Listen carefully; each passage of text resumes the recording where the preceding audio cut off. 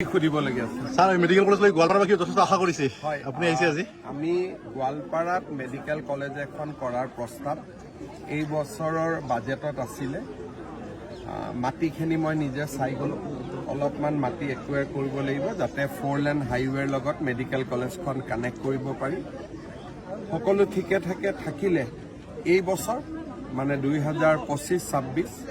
নিৰ্বাচনৰ আগতে গোৱালপাৰা মেডিকেল কলেজখনৰ কাম আৰম্ভ কৰাৰ বাবে আমি চেষ্টা কৰিম মাটি ইয়াতে হ'ব কিন্তু মাটিটো অকণমান 80 বিঘা মাটি আছে আৰু ৰাইজৰ পৰা 20 বিঘা ল'ব লাগিব ক্ষতিপূৰণ দিয়ে লোৱা হ'ব আৰু মেইন ৰাস্তালৈকে এটা ৰোড এটা ওলাব লাগিব গতিকে তাতো অলপ মাটি ল'ব লাগিব 50 মিটাৰমান সেইখিনি হ'লে প্লটটোত বাকী অসুবিধা তাপ শক্তি প্ৰকল্পৰ এটা আপুনি আজি সেইটো কাৰণে এতিয়া যাম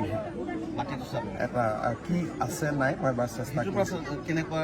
সেইটো যদি ইয়াত হয় তেতিয়াহ'লেতো পৰিৱেশটোৱে সলনি হৈ যাব প্ৰায় 20-25 হাজাৰ কোটি টকাৰ ব্যয় হ'ব 25,000-30 হাজাৰ ল'ৰা ছোৱালীৰ কৰ্মসংস্থাপন ওলাব যদি হয়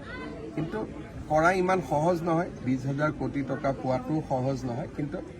অন্ততঃ মই চাই যাওঁ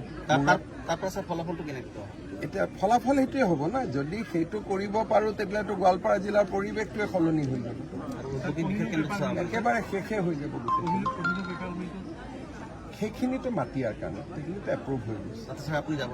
আজি এবাৰ যাম স্যাৰ গোৱালপাৰাৰ বহু ভূমি এতিয়াও বেদখলকাৰীৰ কবলত আছে লাহে লাহে ক্লিয়াৰ কৰি গৈ আছোঁ ক্লিয়াৰ হৈ থাকিব আৰু তেওঁলোককো য'ত ভূমিহীনসকলক আমি মাতিও দিম এনেকুৱা নহয় যে খালি উচ্ছেদে হ'ব যদি কোনোবা সঁচাই ভূমিহীন তেওঁলোকক আমি চায়ো দিম কিন্তু বহুত বেছি ফৰেষ্ট ইয়াত দখলত আছে ইমান ঠিকো নহয় গোৱালপাৰা জিলাখন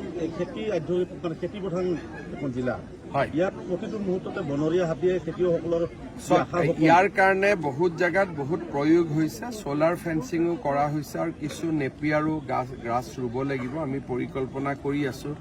হাতী ওলাই আহে খাদ্যৰ কাৰণে যদি আমি হাতীৰ খাদ্যৰ ব্যৱস্থা কৰিব পাৰোঁ তেতিয়াহ'লে তেওঁলোকে হাতী মানুহৰ সংঘাতটো নহয়গৈ সেইকাৰণে আমি অলপ ব্যৱস্থা চিন্তা কৰি আছোঁ 2-এটা জেগাত সফলো হৈছোঁ নগাঁও জিলাত আমি নেপিয়াৰ গাছ ইয়াত বহুত বেছি ভালকৈ ৰুব লাগিব হাতীয়ে খাদ্য পাই গ'লে আৰু মানুহক দিগদাৰী নকৰে